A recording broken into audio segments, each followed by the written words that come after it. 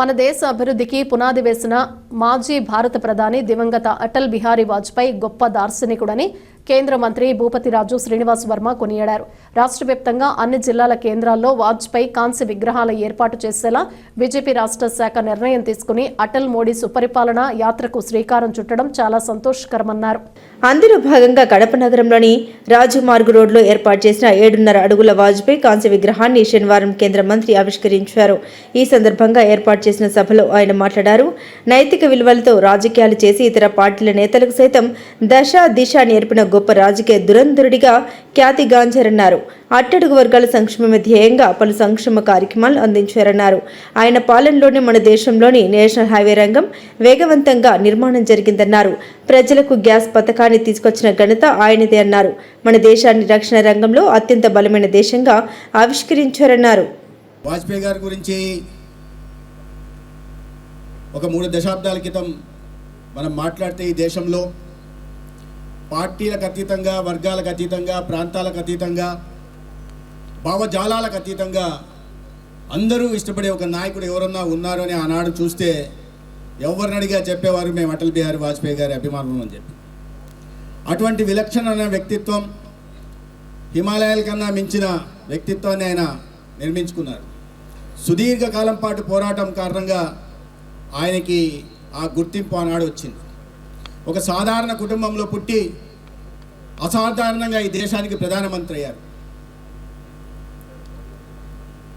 ఒక మామూలు కుటుంబంలో పుట్టిన వ్యక్తి 70 సంవత్సరాల పాటు రాజకీయాల్లో ఉంటూ దాంట్లో 10 సార్లు లోక్సభకు గెలిచి 2 సార్లు రాజ్యసభ మెంబర్గా ఉండి 12 సార్లు పార్లమెంటేరియన్గా ఉండి అటువైపు కన్యాకుమారి నుంచి కాశ్మీర్ దాకా, ఈశాన్య భారతం నుంచి ముంబై దాకా ఈ దేశంలో ఈ ప్రాంతమని కాకుండా, జిల్లాని కాకుండా ఎప్పుడూ నిరంతరం పర్యటన చేస్తూ ప్రజలతో మమేకమవుతూ రైతాంగ సమస్యల మీద గలమెత్తుతూ ఆ సమస్యల పరిష్కారం కోసం పార్లమెంటులో తన వాగ్దాటితో ఆనాడు ప్రభుత్వాన్ని మెడలు వంచి ఆ సమస్యల పరిష్కారం కోసం ప్రయత్నం చేసేవాడు అటల్ బిహారీ వాజ్పేయి గారు అనే విషయం మనకు తెలుసు.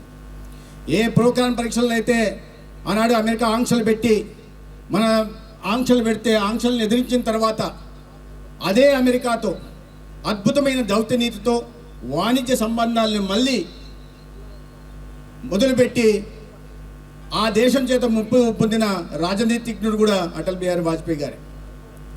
వారి గురించి చెప్పాలంటే పొద్దుందాకా చెప్తా ఉండొచ్చు,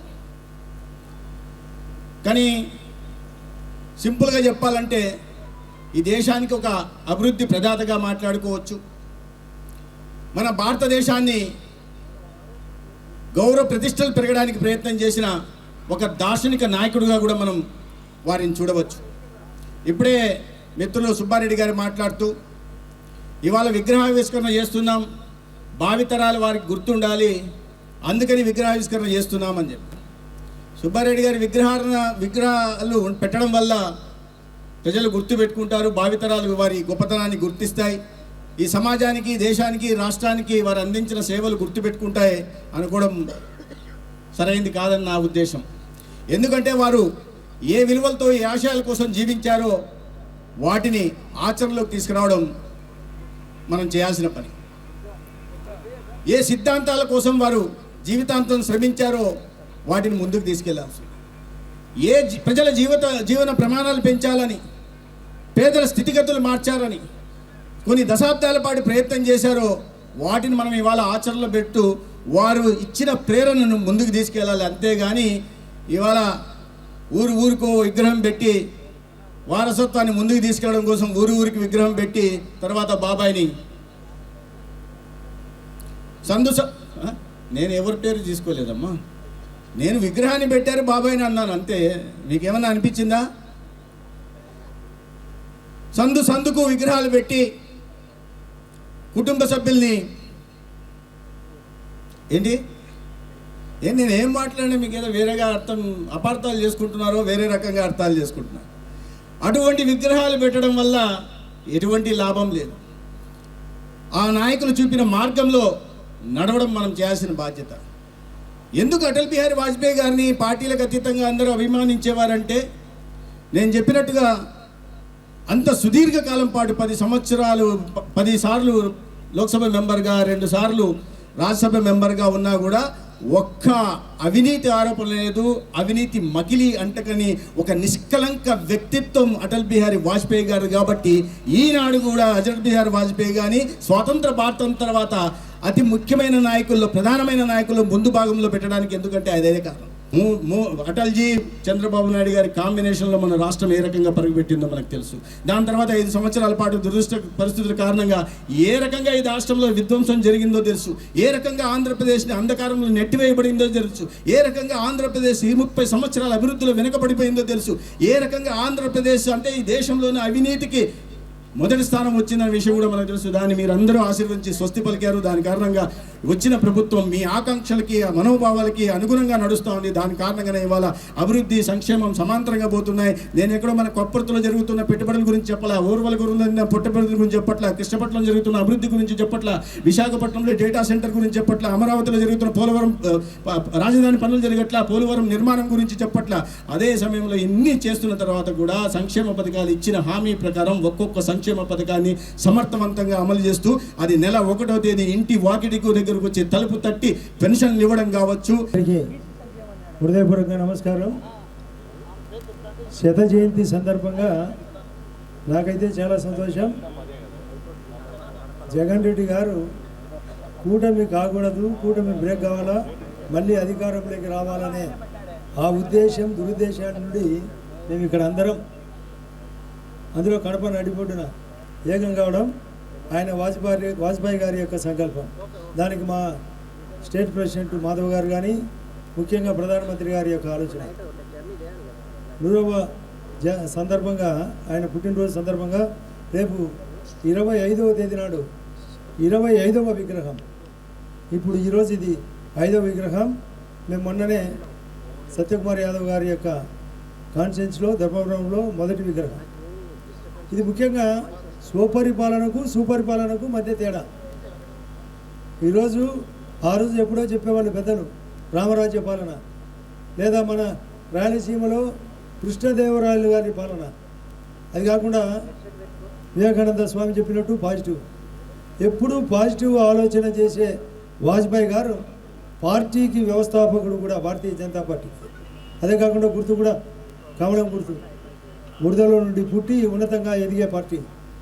ఈరోజు ఈ బీజేపీ పార్టీ కారణంగా ఇక్కడ ఆంధ్రప్రదేశ్ రాష్ట్రంలో అధికారం రావడమే కాకుండా అత్యంత అభివృద్ధి, Amaravati, Polavaram, railway zone, Vizag steel factory, Varma గారి యొక్క, ఆయన కూడా తగిన మంత్రి, 12,000 కోట్ల రూపాయలు ఇప్పించిన వ్యక్తి.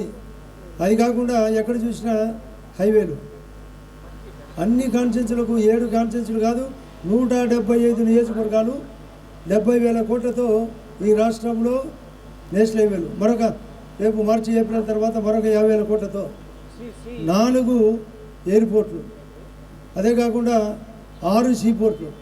ఇన్ని రకాలుగా అభివృద్ధి జరిగేదానికి కారణం స్ఫూర్తి వాజ్పేయి గారు.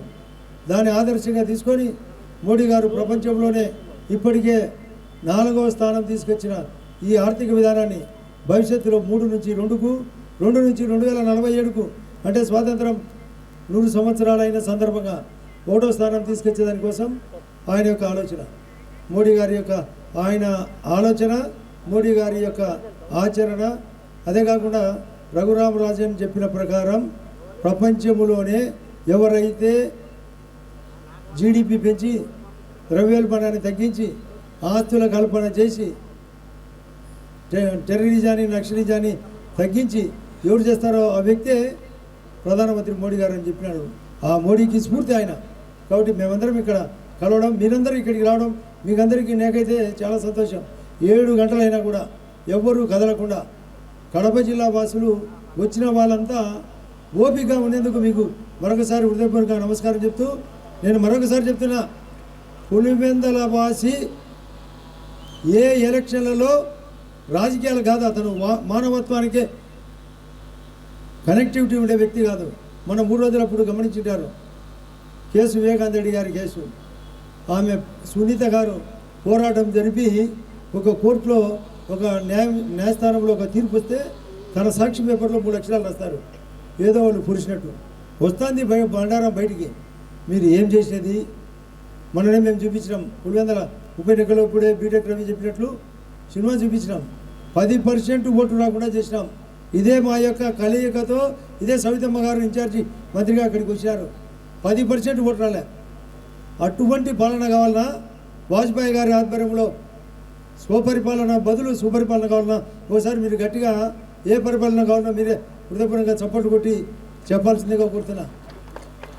ఇంకా 1000 రోజుల్లో మీరందరూ కోరేదానికంటే కూడా ఎక్కువ మా చంద్రబాబు నాయుడు గారి ఆధ్వర్యంలో, పవన్ కళ్యాణ్ గారి ఆధ్వర్యంలో ఇప్పుడే జనసేన నాయకుడు చెప్పినాడు ఏమేమి జరిగినది. శాసకీయ నిధులు 2100 కోట్లు వచ్చినాయి. 10 పల్లెకు జలజీవన్ మిషన్ రాబోతుంది, అమృత్ పథకం రాబోతుంది. కాబట్టి మా కలయికతో మేము బ్రహ్మాండంగా 1000-1200 రోజులు ఊహించిన దానికంటే బీజేపీ పాలిత రాష్ట్రాల కంటే కూడా ఇక్కడ ఎక్కువ పెన్షన్ వస్తుంది. 4000, 6000, 10,000, 15,000. దానికి కారణం కూడా వాజ్పేయి గారి స్ఫూర్తి, మోడీ గారి యొక్క సపోర్టు. కాబట్టి మనం అందరం రేపు భవిష్యత్తులో ఈ కడప టౌన్తో పాటు శ్రీనివాసరెడ్డి గారు కూడా ఉన్నారు, ఎన్నో విషయాలు చెప్పినాడు. కాబట్టి మేమందరం గట్టిగా పనిచేస్తాం, ఆయన ఆశయాన్ని నెరవేరుస్తాం, అన్ని చోట్ల మా వంతుగా సాయం చేస్తామని రేపు పులివెందుల్లో కూడా మళ్ళీ వాళ్ళు చెప్పే మాట. ఎందుకంటే పాపం పులివెందుల్లో ఆయన బీటెక్ రవి ఒక మాట అన్నాడు, నాకు ఇష్టపడలే ఆ మాట. మేము బలహీనంగా లేం, వాళ్ళు అటువంటి క్యారెక్టర్ ఉండే వ్యక్తులను మేమందరం రేపు రాబోయే లోకల్ బాడీ ఎలక్షన్లో నేను గౌరవ ముఖ్యమంత్రి గారితో 3 దినాల కిందట మాట్లాడినా, మేము ఖచ్చితంగా లోకల్ బాడీ ఎలక్షన్లో పులివెందులతో కాటి అన్ని చోట్ల మేము గెలిచేదానికి అనేది మీ సహకారంతో, ఆ యొక్క మోడీ గారి యొక్క సహకారంతో, చంద్రబాబు గారి సహకారంతో గెలుస్తామని హృదయపూర్వకంగా చెప్తూ నమస్కరిస్తూ సెలవు తీసుకుంటాం. ధన్యవాదాలన్నా. అంటే ఇప్పుడుండే ప్రజెంట్ తరానికి కానీ తర్వాత భావి తరాలకు కానీ అటల్ బిహారీ వాజ్పేయి గురించి అంత విశదంగా తెలియపరిచే విధంగా అంటే ఈ కార్యక్రమానికి రూపకల్పన చేసినటువంటి మా కొలీగ్, అంటే 6 సంవత్సరాలు కలిసి మేమిద్దరం శాసనమండలిలో పనిచేశాం. అలాగే మాకు ఆ తర్వాత చాలా ఇష్టమైన తర్వాత ప్రియమైన వ్యక్తి అయినటువంటి సత్యకుమార్ గారు, ఇద్దరు కూడా ఈ యాత్రను తలపెట్టడం ముఖ్య ఉద్దేశం ఏంటంటే అప్పట్లో అటల్ బిహారీ వాజ్పేయి గారి వ్యక్తిత్వం కానీ ఆయన రూపొందించిన విధానాలు కానీ ఇప్పుడు ప్రజెంట్ తరాలకు భావి తరాలకు ఇవన్నీ తెలిస్తే వాళ్ళు కూడా ఇవి ఆచరణలో పెడితే చాలా మన భారతదేశం కూడా ముందుకు పోయే కార్యక్రమం, మంచి కార్యక్రమం చేపట్టి అది ఈరోజు కడపకు రావడం. ఈ కార్యక్రమానికి కేంద్ర మంత్రి అయినటువంటి శ్రీనివాస వర్మ గారు కానీ అలాగే మా ఇన్ఛార్జి మంత్రి అయినటువంటి సవితమ్మ గారు, అలాగే మాకు ఇంకా ఏమని దాని ఆయన అనాలో కూడా మాకు తెలియదు, అంతగా మమ్మల్ని వెన్నంటి మొన్నటి పులివెందుల ఎలక్షన్ కూడా బ్రహ్మాండంగా జరిపి చేసినటువంటి మా ఏమనాలో తెలియదు ఆదినారాయణ రెడ్డలకు, అలాగే ఈ కార్యక్రమానికి విచ్చేసినటువంటి జనసేన తర్వాత మిగతా అందరికీ కూడా స్వాగతం పలుకుతూ, ముఖ్యంగా వాజ్పేయి గారి గురించి మనం ఏదన్నా మాట్లాడాల్సి వస్తే ఆయన పనిచేసినప్పుడు ఆయన హుందాగా ఉండడము, తర్వాత నైతిక విలువలు మనము ఈరోజు సర్పంచ్ ఎలక్షన్లకు ఎంపీటీసీ ఏదైనా మేయర్ దానిలకు కూడా ఏదైనా తక్కువ ఉంటే వాళ్ళకు కొన్ని లక్షలు ఇచ్చి కొన్ని వేలు ఇచ్చి మనం మన వైపు తెచ్చుకుంటా ఉన్నాం. ఆయన ప్రధానమంత్రి స్థానంలో ఉండి ప్రధానమంత్రి పదవి చేజాడుతుందన్నా కూడా ఎలాంటి ప్రలోభాలను కానీ ఎవరిని కానీ ఆశపెట్టకుండా ఒక్క ఓటుతో దిగిపోయిన వ్యక్తి ఎవరన్నా ఉన్నారంటే అది మన ఎదురుగా ఉండే అటల్ బిహారీ వాజ్పేయి గారు. అంటే ఇవన్నీ వాళ్ళని చూసి మనము తర్వాత ముందు కూడా ఫాలో కావాల్సిన అంశాలు. అలాగే ఆయన పార్లమెంట్ సభ్యునిగా ఉన్నప్పుడు బీజేపీకి 2 సీట్లు ఉండేది. ఆయన లక్నో నుంచి గెలిచేవాడు.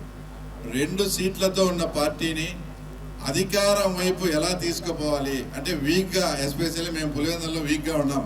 ఎటువంటి పరిస్థితుల్లో మేము మీ అందరి సహకారంతో ఎమ్మెల్యే గెలిచాలనే ఒక టార్గెట్, అలా 2 సీట్లతో ఉండే పార్టీని ఒక అధికారం వైపు తీసుకెళ్లి ప్రధానమంత్రి కాయలకే అంతటి పట్టుదల అవన్నీ కూడా మనం అటల్ బిహారీ వాజ్పేయి గారి నుంచి ఆ తర్వాత నేర్చుకోవాల్సింది.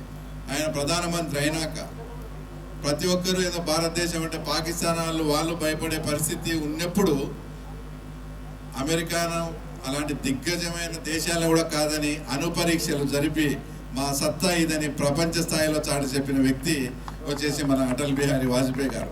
ఈరోజు ఎక్కడ చూసినా వేరే వాళ్ళు ఇతర దేశాల వాళ్ళు కూడా చెప్తా ఉన్నారు, ఎక్కడ చూసినా రోడ్డు సౌకర్యం బ్రహ్మాండంగా ఉంది. తర్వాత ఇంతటి బృహత్తరమైన రోడ్లు ఫెసిలిటీ ఇదంతా కూడా ఇప్పుడు గడ్కరీ గారు చేస్తున్నారంటే తర్వాత దానికి కారణం వచ్చేసి ఆయన అప్పట్లో ప్రారంభించిన స్వర్ణ చతుర్భుజి అనే కార్యక్రమమే. వాటితో ఈరోజు భారతదేశంలో ఎన్ని నేషనల్ హైవేస్ ఇప్పుడు కూడా ఈరోజు కూడా కడప టు తిరుపతి కూడా చేస్తున్నాం. తర్వాత మా పులివెందుల మీద కూడా కొన్ని ఇంతటి మహత్తరమైన రోడ్డు కార్యక్రమాలు అన్నీ కూడా ఇవన్నీ చేస్తున్నారంటే ఆయన. తర్వాత ఇలాంటి ఏదన్నా కానీ ఆయన ఉత్తమ పార్లమెంటేరియన్గా ఉన్నాడు. అది చూసి ఇప్పుడు కూడా కొత్తగా ఎన్నికైన ఎమ్మెల్యేలు కానీ ఎంపీలు కానీ ఆయన వీడియోస్ అవన్నీ తీసి కూడా చూసుకోవాల్సిన విధంగా ఆయన ఉత్తమ పార్లమెంటేరియన్గా కూడా ఉన్నాడు. కాబట్టి ఇంతటి మహా అద్భుతమైన వ్యక్తి విగ్రహం ఇక్కడ ఈరోజు స్థాపించడం, ఆ సభలో మేము కూడా పార్టిసిపేట్ చేయడం ఇదందరికీ చాలా సంతోషం. అలాగే ఇందాక మా శశిభూషణ్ చెప్పినట్టు మా పులివెందుల్లో కూడా ఇలాంటి విగ్రహం ఏర్పాటుకు తప్పకుండా మీరంతా అందరూ కూడా కలిసి రావాలని మమ్మల్ని ఆశీర్వదించాలని కోరుకుంటూ ఈ మంచి అవకాశం ఇచ్చిన అందరికీ కూడా ధన్యవాదాలు. జై భారత్ మాతాకి.